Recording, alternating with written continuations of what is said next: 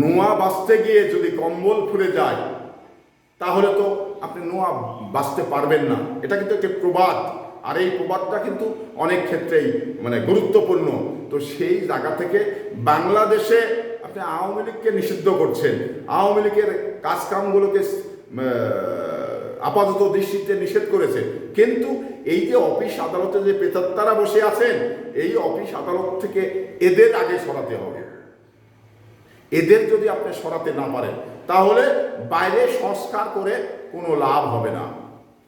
মানে আপনার ফোটা কলসিতে যদি আপনি উপর থেকে জল ঢালেন তাহলে কিন্তু আজীবনেও এই কলসি ভরবে না, নিচ দিয়ে বেরিয়ে যাবে। তো ঠিক আপনারা যত মানে অন্তর্বর্তী সরকার রয়েছেন এবং অন্যান্য রাজনৈতিক দল রয়েছে, যারাই ঢাকঢোল পিটেন, আপনি এটা মানে সংস্কার করতে পারবেন না। না করার পিছনে কারণ এই যে প্রেতাত্মারা জায়গা জায়গা বসে আছে, এদের মানে ইন্ধনেই, এদের মদকেই এই ধরনের মানে আওয়ামী লীগ ভিন্ন মতে এসেও, আওয়ামী লীগ আপনি সাময়িক নিষিদ্ধ করেছেন, তো তারা কিন্তু থামবে না, অন্য কোনো ভিন্ন মতে এসে আবার এই বাংলাদেশটাকে অস্থিতিশীল করবে।